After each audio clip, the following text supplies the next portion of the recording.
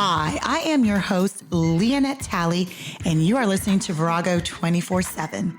Virago is Latin for female warrior, and 24/7 is for all day, every day. Virago 24/7 is a weekly podcast that brings diverse women together to talk about life and our experiences in this world. We share our views on self-love, mental health, marriage, children, friendships, and really anything that needs to be talked about. Here, you will find everyday growth, everyday healing with everyday warriors. Just give me my space to move. 'Cause it's my thoughts, what I want, and I want what I want. So today I have a returning guest, and I haven't talked to you in a year. So I looked back, and it's been a year that we recorded. Yes. And we are here with Briana, no longer Brooks, because she got married. Yes. So it's Briana Deck. So for any of you that listened to, I believe, I should have looked this up before we got on this, but I believe it's episode 2. Yeah, episode 2.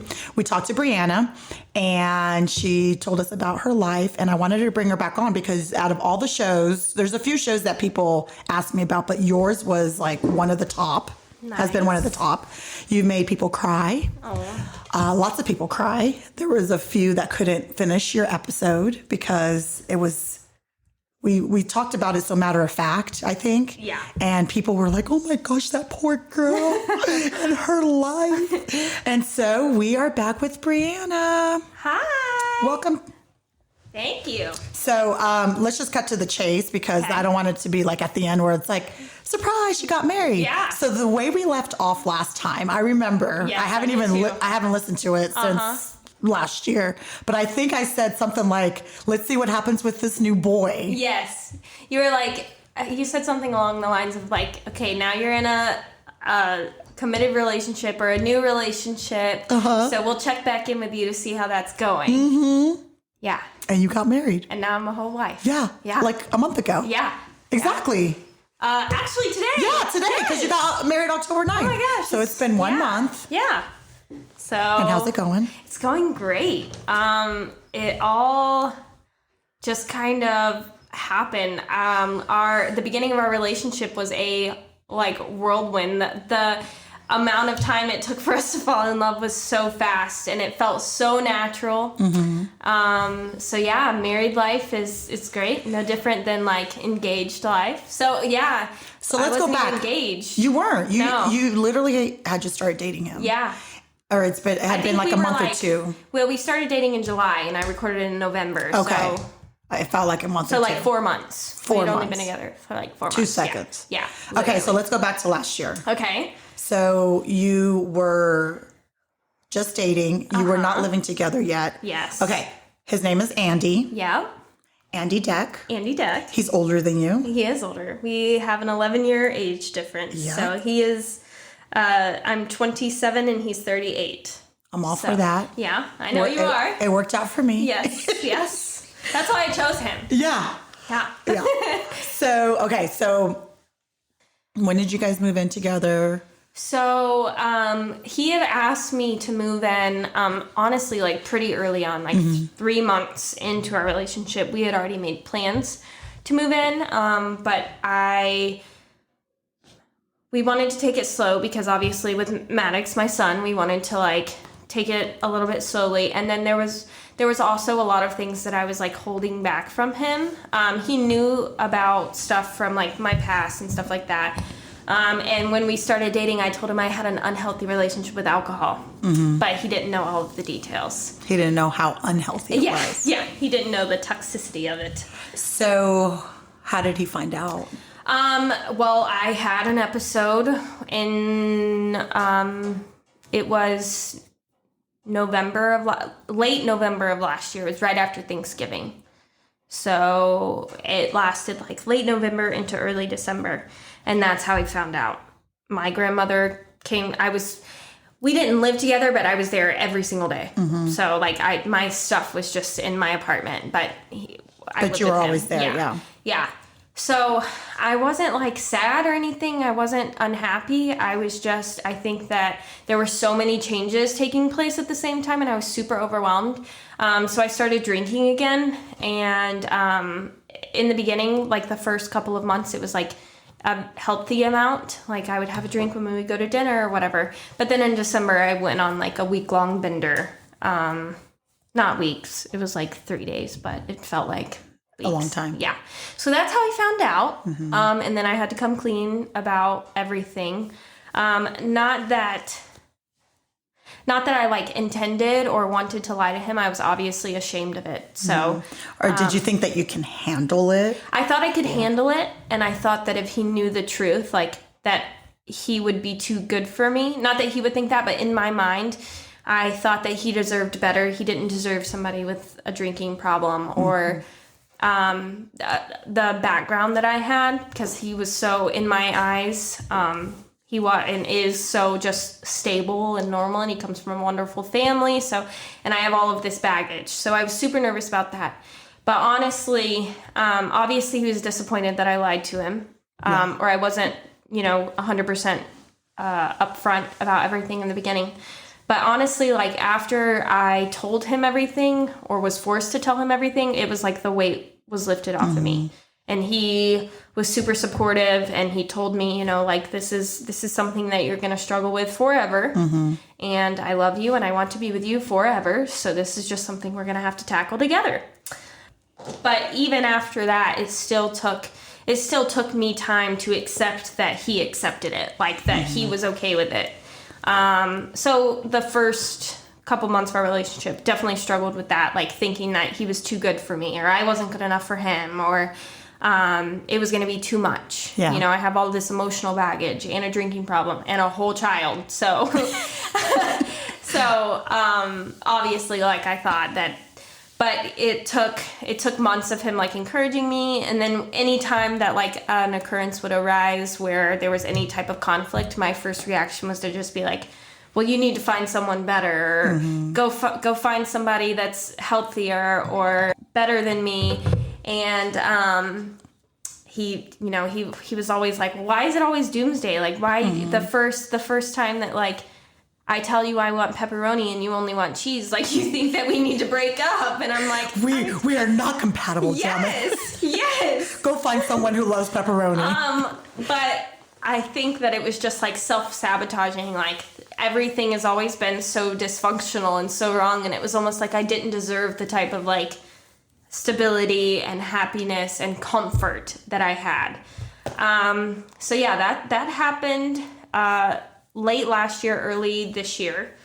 I think I was telling you, because I was a part of your wedding. Yes. I feel so privileged and honored. But I believe we were having a conversation then where I think it's good that he saw that before you got married. Oh, 100%. Because listen, the people that really are still around that really love you, like I've seen you at your worst. Yes. And it is so hard to see you that way because the way you are in like now is so like a bright, shiny, sunshine, full of rainbows kind of person. And when you're in that dark place, you're just so like sad and it's hard to get you out of it.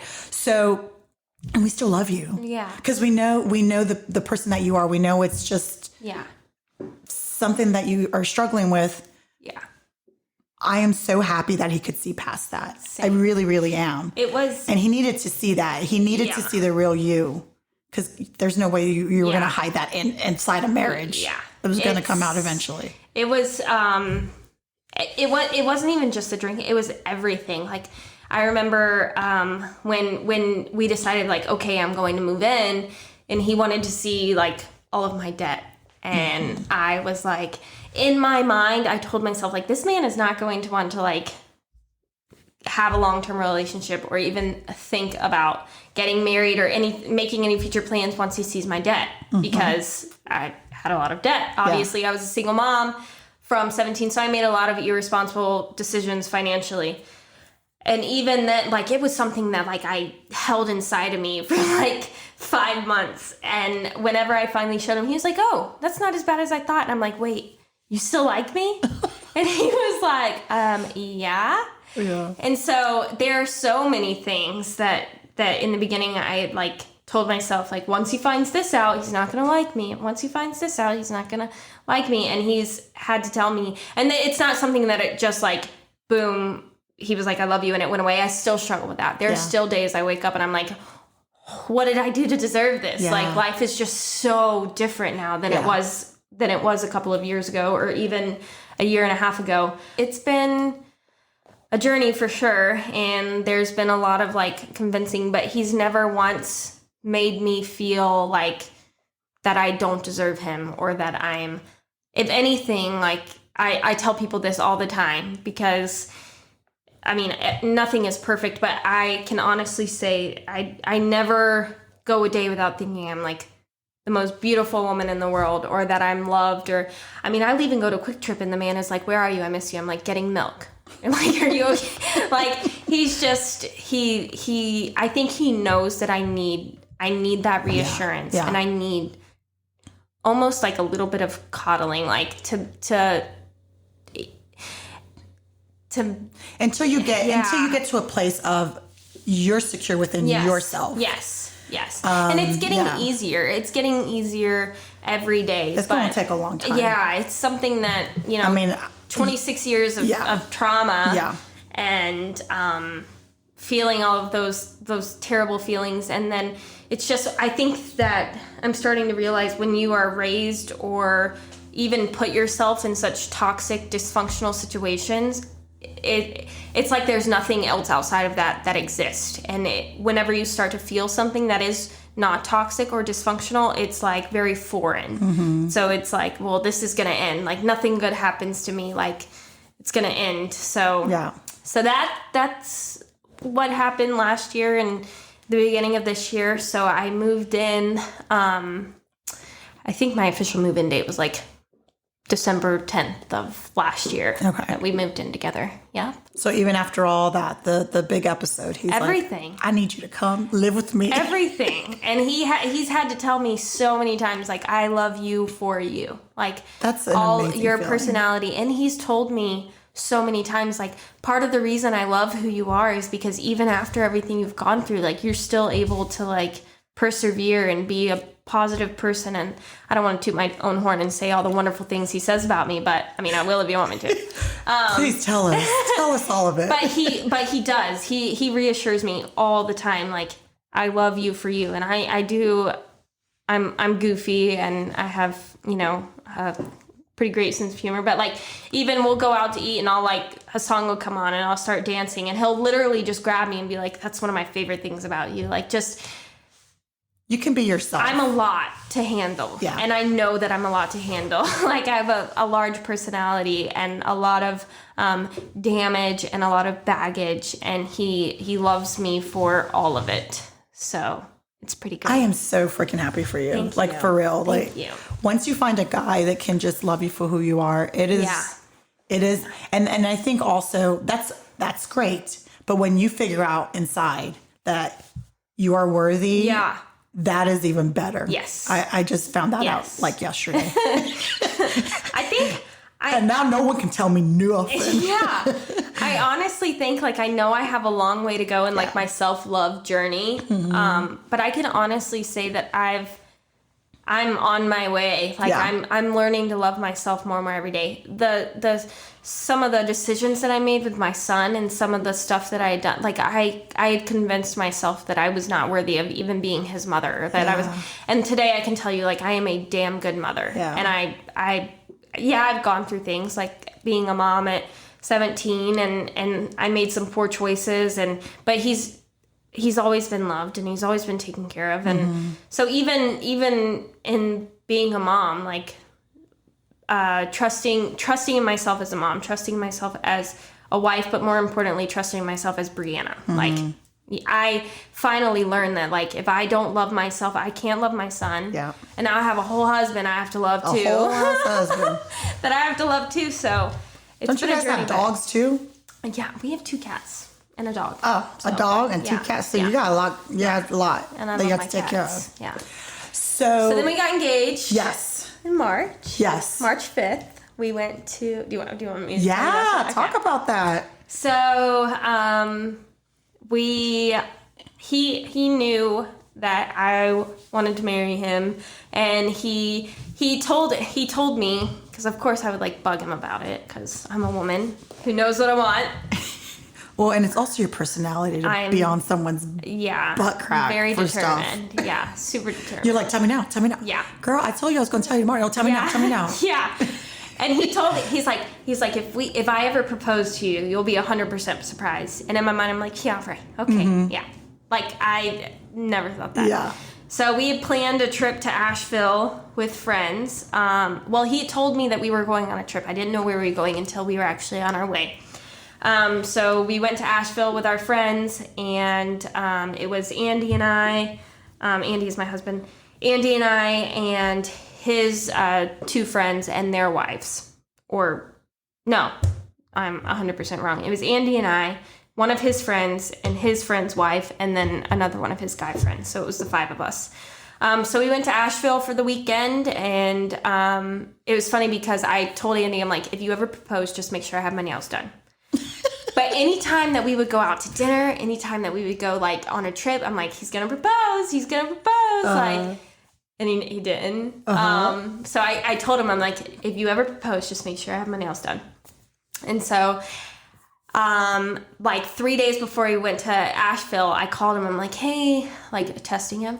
I'm like, I think I might go get my nails done, but I don't know if I'm too tired. And he was like, well, then don't get them done. And I was like, oh shit, he's not going to propose. Damn, he's good. He is good. He's like, go with your right ass nails to Nashville. Yeah. So for my engagement, I had forest green nails. So they were done. So you did not get them done? No, I didn't. Well, they were done from like 2 weeks before. Oh, you wanted them freshly manicured. I wanted like a French manicure, good like for him. Sparkly. Good for him for not giving in. Yes. Because he would have given that away. You would have been like, yeah. Okay, so then. So even we had an Airbnb, and we were in the hot tub like the majority of the time we were at the Airbnb. So even the morning of our engagement, or the morning that he proposed, we were in the hot tub, and I could not tell you how this conversation got started, but I made a joke about like him wanting to marry me. And he didn't say anything. And I was like, you do want to marry me one day, right? And he was like, I mean, I don't not want to marry you. Swear to you. So I was like, oh, okay. So in my mind, I'm like not expecting it. Mm-hmm. Well, his friend, his best friend is a photographer. That's what he does for a living. And he was going to do couple pictures for Andy's other friend and his wife. So he's like, I need help with one thing. And he had told me this week's prior. He's like, I need help with one thing. I'm shooting pictures for John and Jenny for, I don't know, it was some kind of car, like, I don't know if it was a holiday card, birthday card, something. He was taking pictures for them. And then he was like, and I also need help with, he was like, I'm teaching a group of kids on YouTube. I'm doing YouTube videos. So I need you and Andy to post, like, help me with that video. All I'm going to be doing is instructing you guys on how to like pose, so that the kids who are taking these photography classes can learn how to teach people how to pose. Okay. I don't think you've told me the story. Yeah, I have. I didn't know that. I'll show you the video. Yeah. So I'm like, okay. So we go to like this park, and it is March 5th, and we are in Asheville, and it is fucking frigid, like freezing. Mm-hmm. So I don't like, if I wear my hair natural, like if I just like scrunch it or whatever, I hate that in photos. So even that morning, I'm like, should I straighten my hair or should I just let it go natural? And he's like, I don't care, let it go natural. And his friend is like, just straighten it. It'll look better for the pictures or for the video if you just straighten it, because it's gonna be cold. Good friend. Good looking out. So we get to this park or whatever, and he's like, all right, so I'm going to just be telling you guys how to pose. So, like, Andy and I are, like, back to back, and we have all of these poses. I had no idea. And he's like, okay, be back to back. And he's like, Briana, pretend like you're angry at Andy. So make a mad face or something like that. So I'm, like, have this, like, pissed off face. I know that picture. Aren't your arms, like, crossed? Yes. Yeah. Yes. You don't look stupid. I look ridiculous. But like, for an engagement? I was wondering why you were upset. Yeah. So he's like, look mad. Mad. He's like, pretend like you're mad at Andy, and he's begging for your forgiveness. And he's like, okay, now you forgive him. So I'm like, what? And he's like, turn around, you forgive him. And I turn around and Andy's down on one knee. Oh my gosh. Yeah. So, I don't remember what he said or anything like that. I think it was like super simple. Like, I was cold, he was cold. He was like, will you marry me? And I was okay, because I'm like, girl, if he gave a whole speech and you don't remember, okay. He didn't. Okay. And he was so disappointed that he didn't. But he was so nervous, and I was cold, and our friends were cold, and he's like, I had something to say, but That's okay. I think he just said something along the lines of, will you marry me? Or will you be my wife? Because he made it up with the vows that he said at the wedding. Like, for real. Yeah. They were beautiful. So made everybody cheer up and cry. So we got engaged, and then my nature is to like not wait for things. I just do them immediately. So we started planning the wedding immediately, and then we got married October 9th. Yeah, you're instant gratification for real. Yeah, I am. I'm working on it. Well, you know what? If it's just who you are, and if it's not hurting anybody, then who cares? Yeah. So, I don't remember if we touched on baby daddy, Maddox's dad. I don't remember. Anyways. I think we did a little bit. But we'll talk about it now. We did. So it wasn't always the best relationship. No. Even when you guys were trying to co-parent. So how are things now that you're with Andy? And is it difficult? Are we better? What's going on? So my relationship with my son's father has always been extremely toxic. Like, he obviously we were both young, so he wasn't ready to be a dad. And so he was kind of resentful in the beginning of having a baby, and that I chose to have the baby. So it was always super toxic. He went off to college and like did his college thing while I worked 2 or 3 jobs and raised Maddox on my own for the first 6 years. And then of course, like when the drinking started and we had like this terrible like custody battle essentially. And then we ended up getting joint custody. So we have joint physical custody of Maddox. And even after the joint custody, it's like we've gone through periods. We've gone through periods where I feel like we've been good, and we've never been great, but we've been able to like communicate for the sake of Maddox, and we don't want to like rip each other's eyeballs out with a spork every time we see each other. A spork? A spork from Taco Bell. Yeah. Not a whole spork. At least it's not. I just feel like that sharp. would be like the most painful. Like a knife would be too quick. Yeah. Oh, you want torture? Torture. Okay. Yeah. All right. Vice versa. Okay. I don't think he wanted to like. He didn't want me to lay on a bed of roses, but. Oh my goodness. So. It's always been extremely toxic. It's always been a push and pull type of thing. And although I feel like Maddox never, I mean, he's such a smart kid. I feel like we did a good job of like keeping him away from it. Like in Maddox's world, like it was just the way it was. You were with mom one week, you were with dad one week. Mom and dad don't like get along super well, and it's separate. But now I can honestly say that we have consistently been in the best place that we've been. Ivan is in a long-term relationship with his girlfriend, who has I think he's 3-year-old son. So they're great. She's fantastic. She is if I could handpick a stepmother for my son, it would be her. She is so loving and so encouraging of mine and Ivan's co-parenting relationship. And I feel like I gave her boundaries in the beginning. Like I was like, super tried to be intimidating, my little 3'2" self to her, because I was like trying to be big, bad, and ugly, even though I didn't need to be. But she's been super respectful of the boundaries. Of course, we've had like a couple of little incidents where I've been uncomfortable, and I've had to tell her like, "Hey, that's not your place." But that's only happened once or twice, and I would say ultimately, like she's fantastic, and Maddox absolutely adores her. That's so good. And I think that you can tell a lot from like, especially you and I have had this conversation, especially like with a step parent, like. If Maddox didn't like her, I think I would have something to worry about. He's so vocal and so honest, but he absolutely loves her. Like she's great. So he's in that relationship, and then nobody ever listened to me when I was saying stuff. Yeah. It's not funny, but nobody listened to me. I'm like, hey, I'm telling you guys. Yeah. Yeah.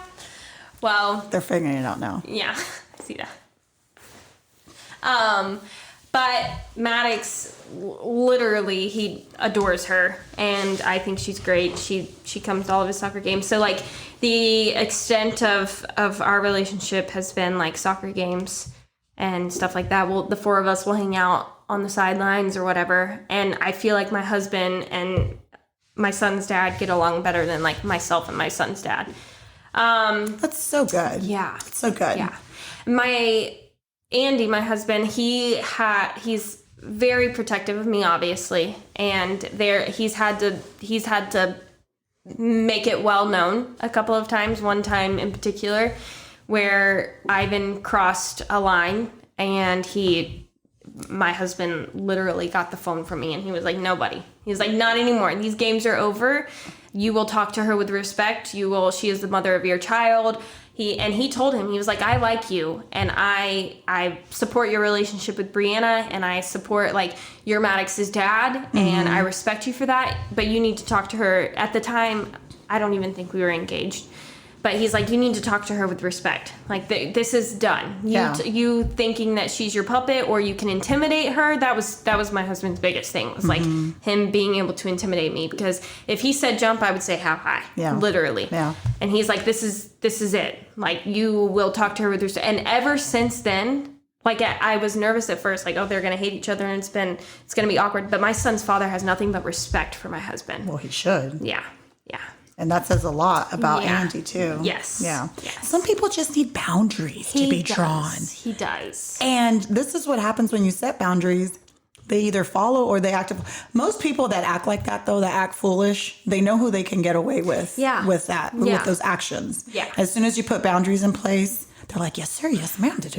I was always terrified of, like, the court aspect. Yeah. And so when he would threaten that, I would just shut up and do whatever he wanted, because I was like, it was like the most traumatic thing I'd ever gone through. So he used that to get his way. To intimidate me or to make me do whatever he wanted me to do. Well, that's sucky. And my husband had to tell him, like, "No, sir." Yeah. Like, not today. I think he literally told him, he was like, "We can take you back to court 25 times before we even feel it in our bank account. Ooh. Don't test us." Like, Ooh. Yeah. Ooh. Yeah. Okay. So, ever since then, it's been great. just well, yeah. I don't even know if that's a boundary. That's a whole, like a little threat. It's a threat. But he is not playing. No, like, I know. And he probably said it with a smile, too. He's like, I love that. Because he would get frustrated with me on the back end. Like, he would never say anything to him, but he's like, "Babe, you have to stop bowing down to him, or these games are going to continue." Yes. And he never wanted to step in and say anything, because it wasn't his place. It wasn't his place. And our relationship was still fairly new, very new, and stuff like that. But once he saw that, like, it was breaking me down, he also told me, he was like, "If I had a baby with you, I would drink too." Like, yes. Stop! You didn't tell me that. Swear to you. Swear. You should. I would drink too. You should have Andy tell you that. You know story. what? Andy is not lying. The way he says it is so funny. He's not lying about that, because I would be drinking too. Yeah. And actually, I did, and he's not even my baby daddy. I have another baby daddy that's quite similar. Yeah. It was a lot. Well, okay, so I love to tell people this, because you have his family. He has a big family. And the only people that you weren't getting along with were him and his mother. Yes. Everyone else, grandma, grandpa, aunts, uncles, everyone adores you, loves you, sees you as part of the family. Yeah. And that says a lot. And they know what you've been through. They know everything. Yeah. And they still love you. And they some of them came to the wedding. Yeah. A lot of them. Yeah. And the important ones. Not saying that the other ones were not important, but the ones that you are, like, really close to, that you talk to on a regular, and that says a lot to me. Yeah. And I love to point that out to people. I'm like, "She's doing great," when people ask me about you, which is quite often. Yeah. It's like, no, like, she is amazing, and even his family. Yeah. And that has been a big deal too, because he was very upset about that. Like, you're my family, and you're supporting her over me. And so that's been a big deal. I think in the beginning, initially, they, like, from day one, they're like, this is like the mother of your son. We're going to support her. Yeah. And then I think when after they got to know me and like they felt, I've always had a relationship. Like his grandmother is like one of my, she is my everything. She is my, aside from my husband and my child, like she is my world. I love her to death, and I talk to her 7 times a day. I'm not even kidding. If I don't call her in the mornings before 8 o'clock, she calls me like, hey, what's wrong? I'm like, I'm eating breakfast. That's what's wrong. She's adorable. Yes. And if she can't get in touch with you, she doesn't do it anymore. She called me like, have you talked to Briana? Yeah. I'm like, very protective. I am not Briana's keeper, but I'll text her. I'll see where she is. So it's really sweet. It's really sweet. And this isn't recent, like this has been over the course of my son's entire life, so 9 years. I've developed a relationship with them. And even when I was going through all of the hard times, they wanted to support me because I was Maddox's mom, and that's never going to change. Like it doesn't matter that it's like my mom. Sometimes I wish that she wasn't my mom, and that like I could just hand pick them. You can't. You can't. She's it forever. So they were like, we're gonna love her through it. But as they saw that like I was going to persevere, and it doesn't matter how many times I fall or how many times I fail or how many times I make a bad decision, I'm gonna get up and I'm gonna make a better one. And that is just the way that it is. And so even their relationship, like his family and their relationship with my husband is beautiful. Like my grandmother will be the first one to tell you, like, well, it's his grandmother, but she's mine. She's your grandmother. She'll be the first one to tell you, like, when I was on dating apps, she would literally go through my dating apps and be like, nope, I don't like him. He's not a good guy. Like pictures. She just looked at their face and she's like, next. Seriously, like she'll be the first to tell you, like, no, I don't like him. I love her. But she absolutely adores Andy. Like she loves him. She thinks he's the best stepfather. She thinks he is just God's gift to the world. So it was funny because like his uncle and like his aunts and his grandfather was like hugging my husband on our wedding day, like, welcome to the family. And I'm like, it's really weird if you think about it. It's really bizarre. Because like, I think I had my mom and dad ended up coming to the wedding. Do you want to talk about that? Huh? Do you want to talk about that? We can, yeah. Okay. Yeah. But go ahead and then we'll so they ended up coming to the wedding, and then my 2 sisters were at the wedding. But that was it. And we had, how many people were at my wedding probably? Girl, I don't know. I was too busy dancing. Yeah, you were. There was a good bit of people there, and I was the bride, and I only had 4 family members, like 4 blood family members. That's true. Everybody else was my son's dad's family. That they are my family, and then like friends, you guys that are your family. And friend, like I can truly say that I've chosen your family. My family. And that's another thing, like being with Andy and creating this unit, the 3 of us, like my husband and my son. Nothing else outside of our house is like a huge deal to me anymore. Like before, like if my mom would get arrested, I'm like, like me at 23 years old, the world is crumbling. Like, and I have my own child to look out for, but I'm crying because my mom's in jail. Like I remember you would drop everything to get to her to try to bail quote unquote her out fix or the fix situation. Anything.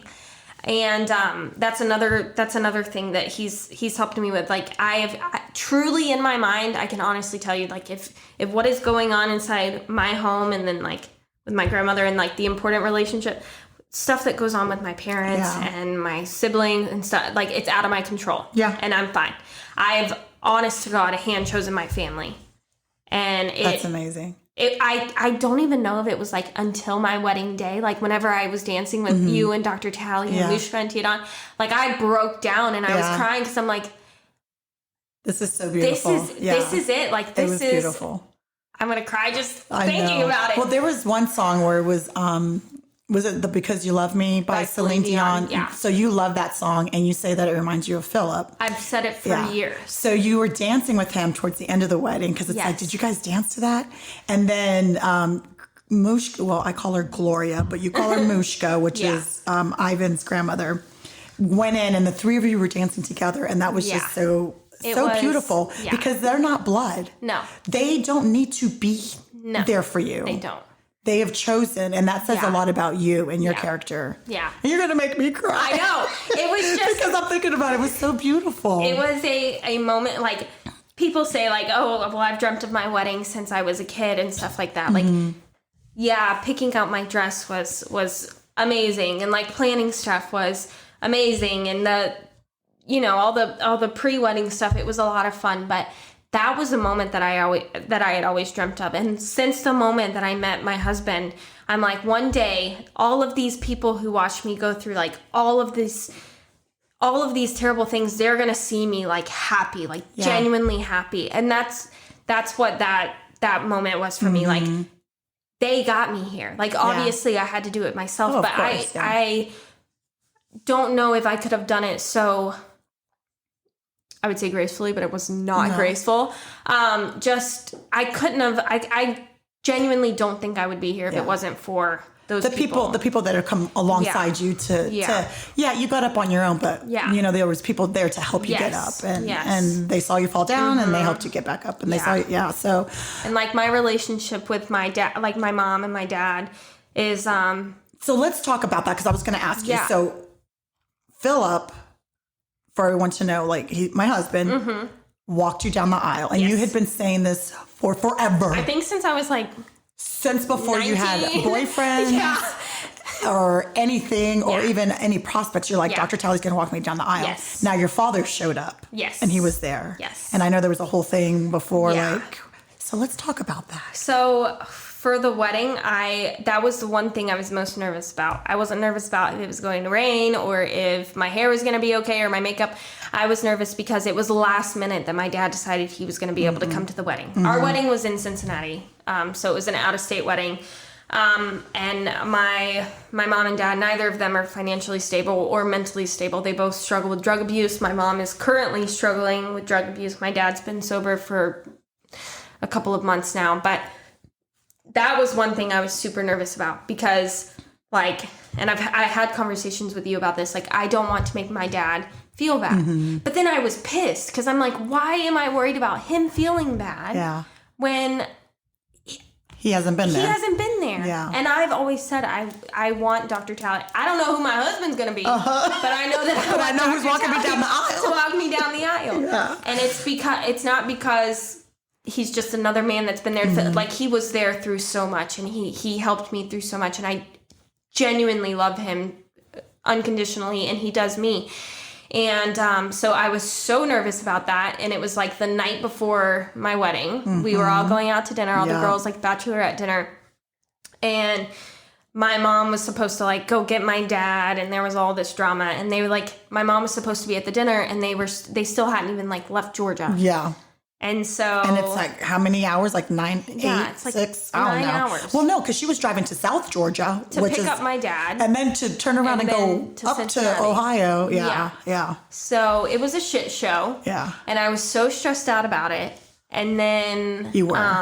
I was so stressed out about it. And then on my wedding day, I'm ready to walk down the aisle, and they're 15 minutes late. So we had to postpone me walking down the aisle for 15 minutes. For them to get there. Because, Yeah.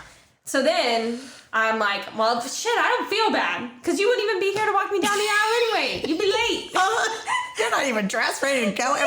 Everyone was literally waiting. And you were so nervous about that. Like, I can tell on your face that you really wanted them to be there to watch you, to see you. Yes. Yeah. And everybody's like, you want that. I wanted it for them more than I did for me. Yeah. My dad lost his son. My mom lost her daughter. Yeah.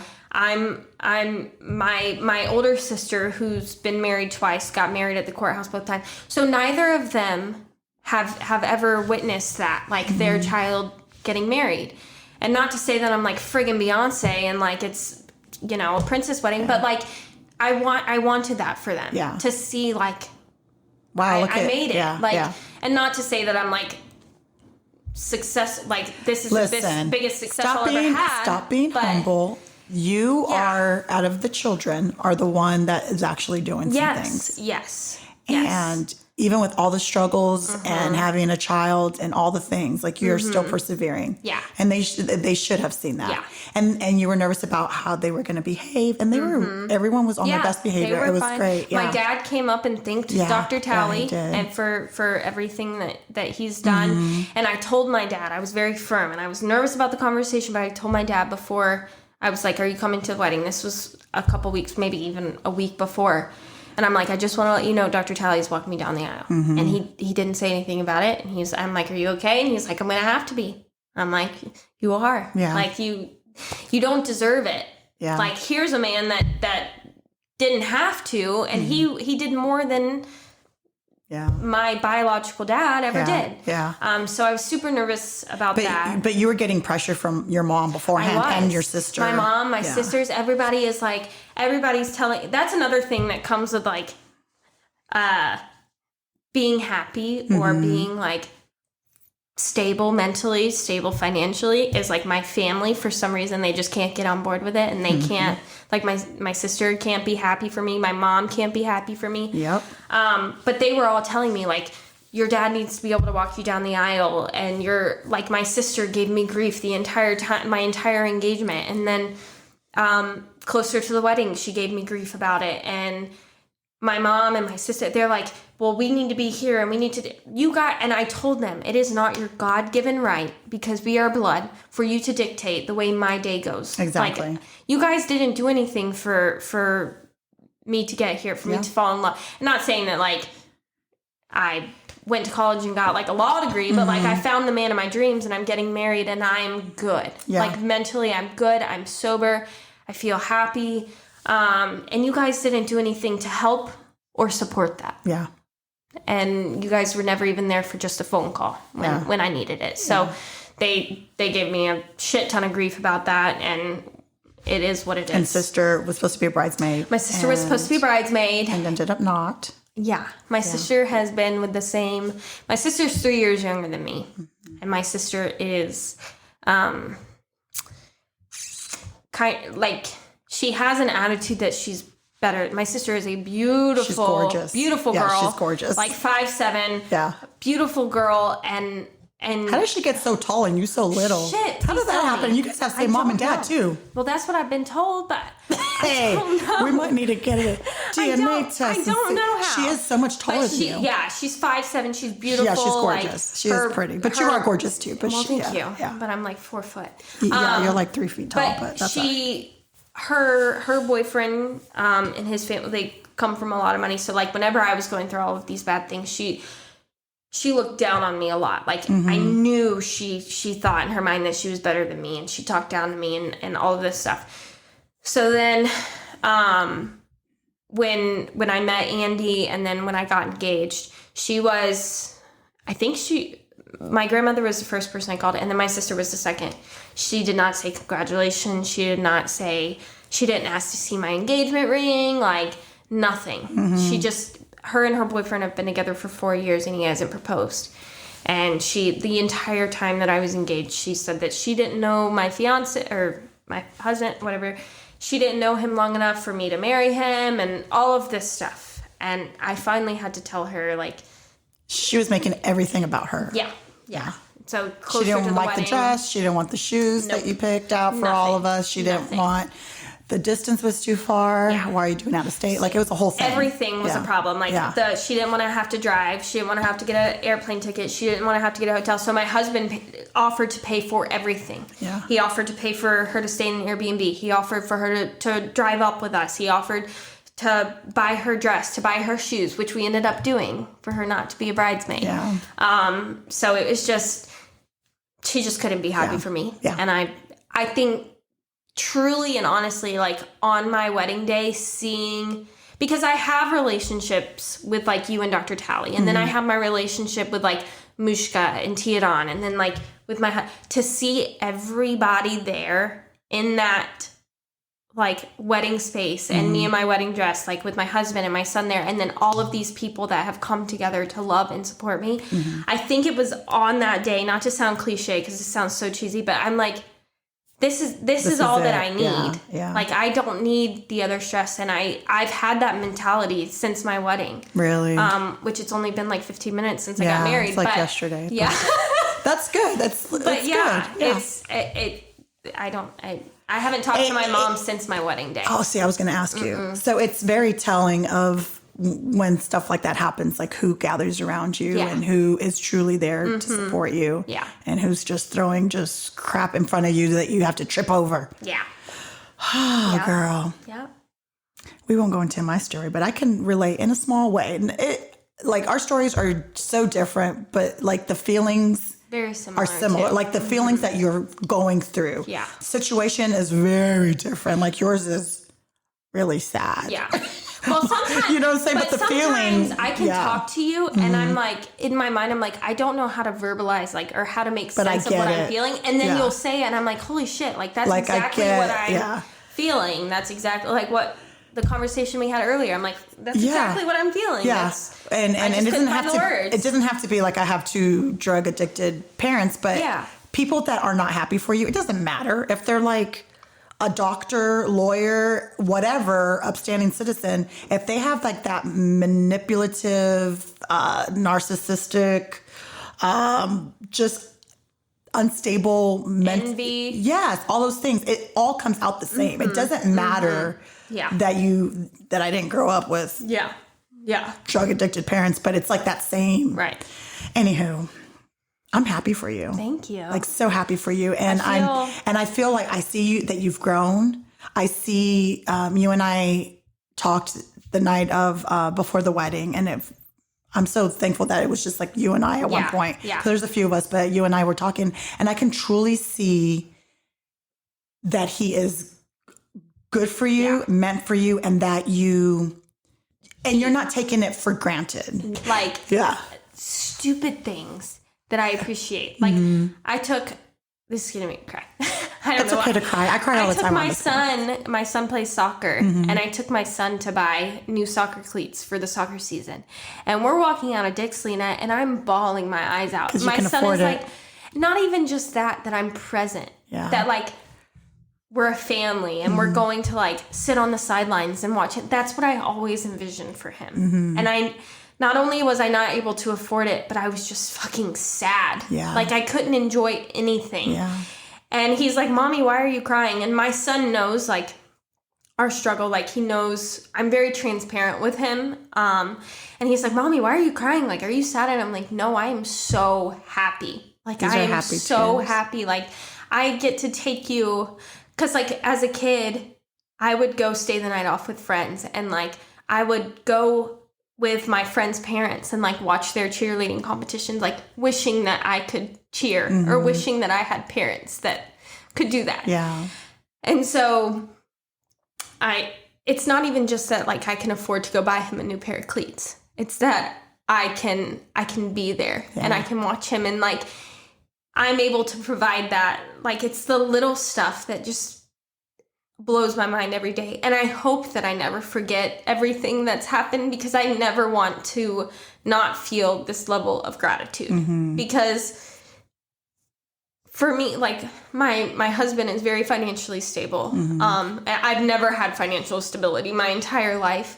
And not having to worry about like where your next meal is going to come from or how you're going to pay the mortgage or rent is great, but that's not even like what makes me the happiest. It's like little stuff. Like there are times like him and I sit on the couch and I'm like, it feels good to like have a home, like be home, like where I'm just like comfortable. Like it's just the stupidest things that make me don't call it stupid. It's but just beautiful. The smallest things that I am so appreciative of. And I've never call it stupid. I think that is the best way to live, is to be grateful for the little things. Yeah. And I think when like, because I was single for so many years, and I'm like, I'm a strong, independent woman and all of this stuff, and I never want to depend on a man. Yeah. And my husband is like truly like my safe place. Like everything.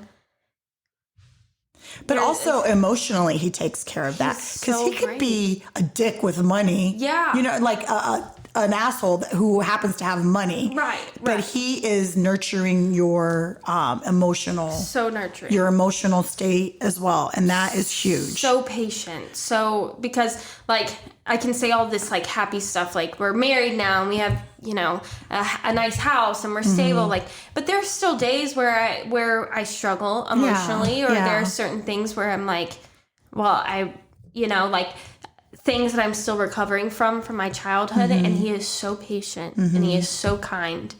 And a couple months ago, it was before the wedding, we were laying in bed and I'm like sobbing, and he's like, why are you crying? And I was like, honestly, I think that this is the first time in my entire life that I am living. I am not just surviving. I am truly living. Like, I'm always like one foot in front of the other, like never in the moment, like always planning things, always like stressing about the next thing or whatever. But I feel like I'm living. And even, like I'm an instant gratification person. I never I hated planning stuff like far in advance because I never like saw it coming true or like, I don't know how to put that. If it doesn't happen now, it's not going to happen.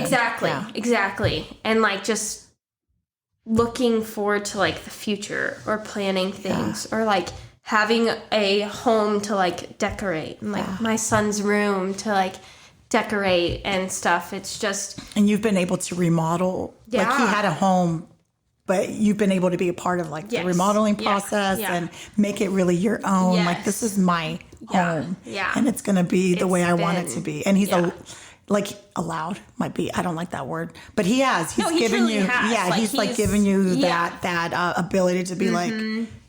The man doesn't do what you need to do. Curtain rod without asking me or like a knife set. Like he gets my input. We gutted our entire house and we renovated the entire thing. So everything from like the cabinets to the countertops, the bathrooms, and he catered so much of that to me. Like I'm 5 foot tall, so like he had a mirror put in the bathroom, and he's like, I need to make sure that my wife can look in the mirror, and like.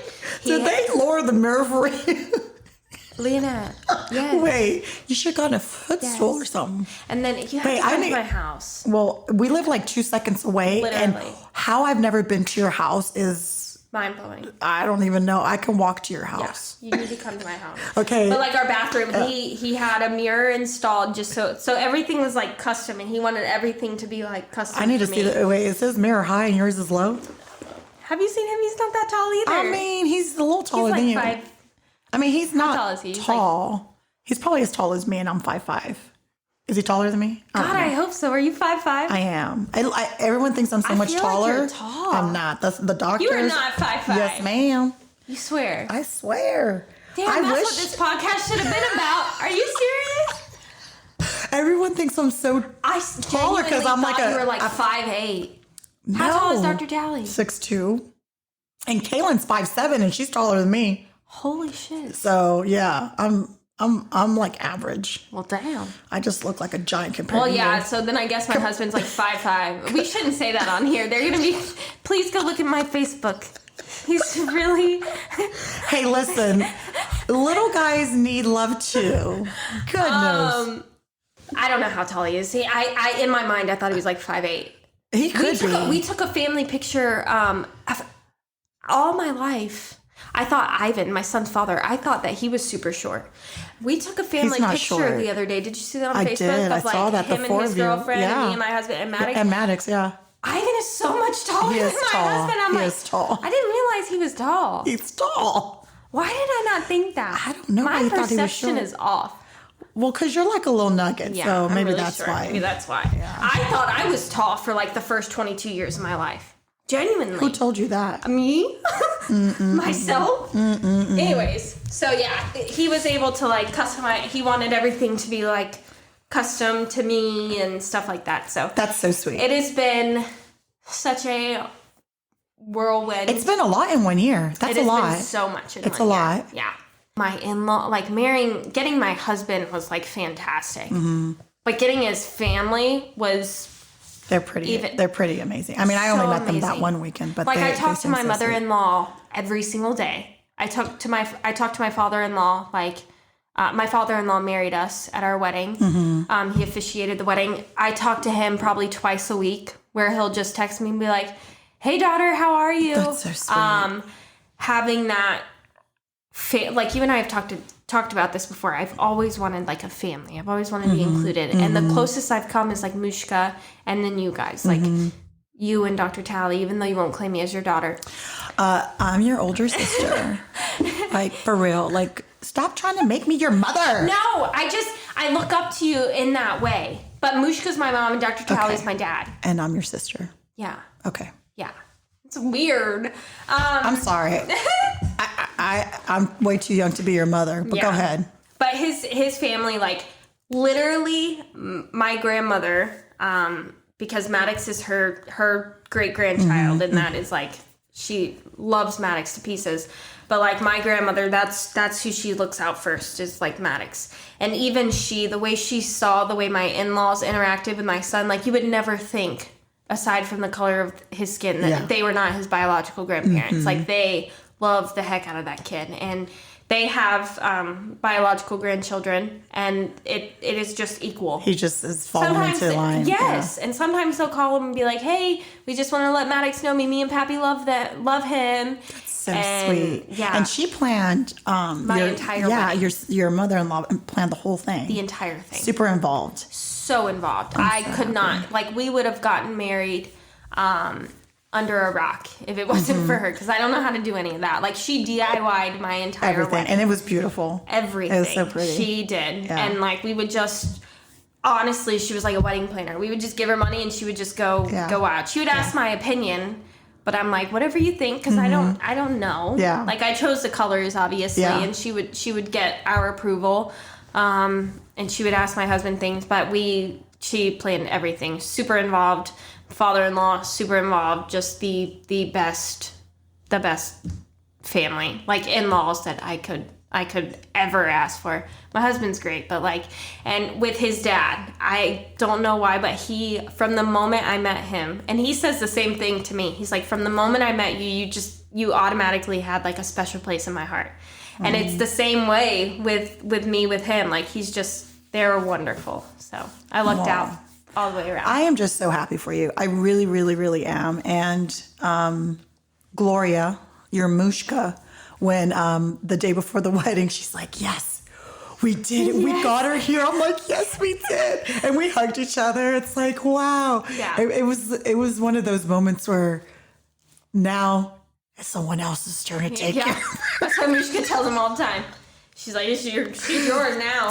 Tag, you're it. Yeah. No, yeah. we're joking, and it's, I can't even wait to see what else is in your future. And I've told you before, this girl has so much ahead of her, and here we are. And it's only been 1 year. Yeah. It's crazy. 1 year. It's crazy. And that's why I really wanted you to come back on, because it doesn't matter the family that you were born into. No. You make Yeah. your life. Yeah. You get to choose. Yeah. And that is like the whole freaking point of this podcast is to have people on to show like, listen, yes, we grieve and the loss or coulda, shoulda, would have been like what we envisioned what we would have envisioned our past or our childhood to be.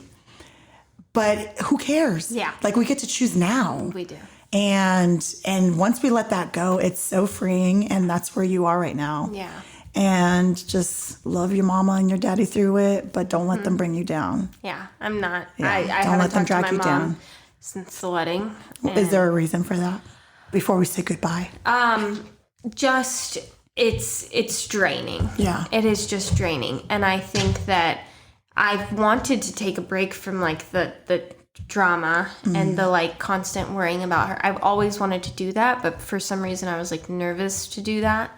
And there's been times that like she's gotten arrested and all of a sudden like I'm in this terrible place in this deep dark depression and stuff, and I have to let that go. And I need time away from that. My wedding, there's been 2 days in my life that have been the most important days of my life. The day my son was born and the day that I got married. And she couldn't show up for either. Yeah. And if she did, she was high or late. And 2 days out of 27 years, I don't think is a lot to ask for. And she couldn't do it. Yeah. So she's not prioritizing me, but I was letting myself get worked up over her. Yeah. And I think I've just gotten to the point where it's like, if you don't put in the effort, why am I? Yeah. Like, why am I suffering when you are just like, she craves the toxic women and the drugs and stuff like that.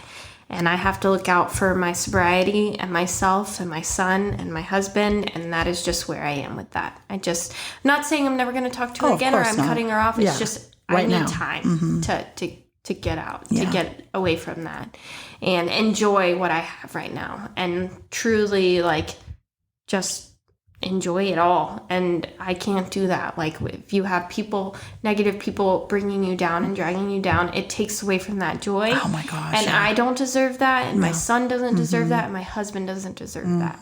So I'm not doing it. Yeah. So let's see what this year brings you. Okay, let's see. We'll be back here next year. Next year, girl. I mean, you're always welcome to come back on for other topics and other things. Yeah. But I just wanted you to come back on, and I'm so thankful that you are open enough to tell your story. Yeah. And it takes guts to just put it all out there. And I thank you. Do it. Yeah, thank you. Love you much. Love you. Bye. Bye. I will leave you all with this week's quote. Healing requires you to feel your emotions. Recognize your ego carries a story, and your soul has the capacity to prevail through it all. Thank you so much for listening to Virago 24/7. If you haven't done so already, go ahead and hit that subscribe button, and please give us 5-star ratings. Also, don't forget to follow us on Instagram at Virago 24_7 and on Facebook at Virago 24/7. And just connect with us and share your story. We'd love to hear from you.